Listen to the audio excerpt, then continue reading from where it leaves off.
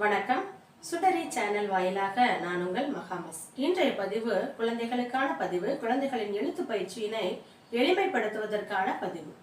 அந்த வகையில் நாம் பல பேசிக் லைன்ஸ் பார்த்துட்டு வரோம். அன்னைக்கு நம்ம எந்தெந்த பேசிக் லைன்ஸ் பார்த்தோமோ அதை அனைத்தையும் உங்கள் குழந்தைகளை நீங்கள் எழுத வைத்து பயன் பெற்றிருப்பீர்கள் என்று நான் நம்புகிறேன். அந்த வகையில் இன்று நாம் பார்க்க இருப்பது ஓப்பன் கர்வ். ஓப்பன் கர்வ் எவ்வகையில் எழுதுவது, எவ்வகையில் எளிமையாக எழுத வைப்பது என்பது பற்றிய முழுமையான வீடியோ. புதிய உறவுகளும் சொந்தங்களும் நட்புகளும் என்னுடைய சேனலை சப்ஸ்கிரைப் செய்து உங்களுடைய ஆதரவை மென்மேலும் வழங்கும்படி கேட்டுக்கொள்கிறேன். வாங்க பதிவிற்குள் போகலாம். ஏற்கனவே நம்ம பழைய வீடியோஸ்ல என்னென்ன பேசிக் லைன் பார்த்தோம் குட்டீஸ், அதை முதல்ல ரிமெம்பர் பண்ணிட்டு புது டாபிக்கு போகலாம். ஏற்கனவே நாம் முதலில் பார்த்தது லெஃப்ட் ஸ்லாண்டிங் லைன். இந்த லைன் எந்த சைடு? லெஃப்ட் சைடா சாஞ்சிட்டு இருக்கு. அதற்கு அடுத்தபடியாக நம்ம பார்த்த அடுத்த slanting line right slanting line. அதற்கு அடுத்து ஸ்டாண்டிங் லைன். இந்த லைன் எப்படி இருக்காங்க? ஸ்ட்ரைட்டா இருக்காங்கன்னு உங்ககிட்ட சொல்லியிருக்கேனா? நேரா நின்றுட்டு இருக்காங்க. ஸோ இதுக்கு பேரு ஸ்டாண்டிங் லைன். இது ஸ்லாண்டிங் லைன், சாய்ந்து இருக்காங்க. இவங்க ஸ்ட்ரைட்டா இருக்காங்க. இவங்க வந்து ஸ்டாண்டிங் லைன். அதற்கு அடுத்தபடியாக நம்ம பார்த்தது ஒரு தூங்குற லைன் பார்த்தோமா? ஒரு லைன் வந்து நல்லா தூங்கிட்டு இருக்காங்க இல்லையா? Sleeping line. இந்த எல்லா பொசிஷனுமே நம்மளுமே நிக்கலாம். இப்போ இந்த சைடு ஸ்லாண்டிங் லைன்ல நம்ம என்ன செய்யலாம்? சாஞ்சு நிக்க முடியும் இல்லையா? இந்த சைடு ஸ்லாண்டிங்ல நம்மளோட கையை பாரு, இந்த இடத்துல சாய்த்து வைக்கிறோம். அப்போ இது வந்து லெஃப்ட் ஸ்லாண்டிங் லைன். இப்போ இந்த இடத்துல சாய்த்து வைக்கிறோம். இது ரைட் ஸ்லாண்டிங் லைன். இப்போ இந்த கை ஸ்ட்ரைட்டா இருக்கு. இது வந்து ஸ்டாண்டிங் லைன். இப்போ இந்த கையை ஸ்லீப்பிங்ல இப்படி போட்டிருக்கோம். இது வந்து ஸ்லீப்பிங் லைன். ஓகே, இப்படி படுத்துட்டு இருக்கா, வேற கை இப்படி படுக்க வைக்கிறோம். இது வந்து ஸ்லீப்பிங் பொசிஷன்ல இருக்கு. இப்போ இந்த சைட் சாஞ்சிட்டு இருக்குது லெஃப்ட் ஸ்லாண்டிங், இது ரைட் ஸ்லாண்டிங், இது ஸ்டாண்டிங், இது ஸ்லீப்பிங். ஓகே, இந்த 4 லைன்களுக்கு அடுத்தபடியாக நம்ம பார்க்க போறது ஓப்பன் கர்வ். ஓப்பன் கர்வ் பாரு, இந்த இடத்துல இருக்கு அப்படின்னா அந்த கர்வ் வந்து ஓப்பன் ஆகும். அவ்வளவுதான், ரொம்ப easy. It's looks like C. Okay, இதுதான் நம்ம இப்போ இன்னைக்கு பார்க்க போற லைன் ஓப்பன் கர்வ். இதை எப்படி எழுதணும்னு பார்க்கலாமா? நம்ம ஃபர்ஸ்ட் ஓப்பன் கர்வ்னு ஹெட்டிங் கொடுத்துடலாம். ஏற்கனவே அம்மா எல்லாரும் உங்களுக்கு டாட் வச்சு கொடுக்குறாங்களா? நீங்க எல்லாருமே டாட் இப்போ இந்த டயத்துல நீங்க கான்சென்ட்ரேட் பண்ண ஆரம்பிச்சிருக்கலாம். ஏன்னா இப்போ நம்ம பேசிக் லைன்ஸ் வந்து 4 முடிச்சிட்டோம். இன்னைக்கு நம்ம 5ஆவதா வந்துட்டோம். அதனால உங்களால ஈஸியா வந்து இந்த இடத்துல புள்ளி வைக்கும் போது உங்களுடைய பென்சில நீங்க ஈஸியா இந்த இடத்துல பாயிண்ட் அவுட் பண்ண முடிஞ்சிருக்கணும். ஏன்னா நம்ம 4 வீடியோஸ்ல பிராக்டிஸ் பண்ணிருக்கீங்க. இது உங்களுக்கு 5ஆவது வீடியோ. இதன் மூலமா உங்களுடைய பென்சில் பிடிக்கும் திறன் வந்து கண்டிப்பா வந்து மெச்சூர் ஆயிருக்கணும். இந்த இடத்துல இருந்து இந்த இடத்துக்கு மம்மி வந்து ஸ்ட்ரைட்டா தான் ஒரு டாட் வைக்கணும் ஃபர்ஸ்ட்.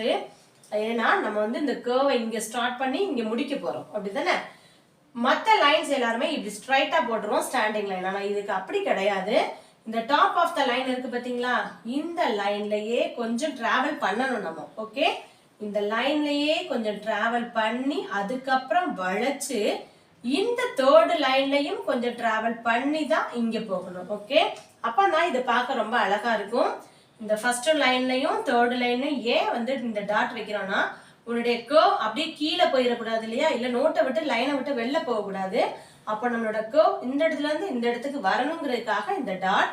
இந்த டாப் ஆஃப் த லைன் இருக்கு இல்லையா? இந்த லைன்ல கொஞ்சம் டிராவல் பண்ணணும். கை என்ன செய்யணும்? பின்னாடி கொஞ்சம் வளைத்து அதற்கு அடுத்தபடியா கீழையும் கொஞ்சம் வளைக்கணும். ஓகே, இது மார்க்கருங்கிறதுனால கொஞ்சம் இதா இருக்கு, நல்லா கவனிச்சுக்கோ. வளைத்து கீழே இப்படி வளைத்து வரணும். ஓகே, இதான் வந்து ஓப்பன் கர்வ். நல்லா கவனிக்கணும்.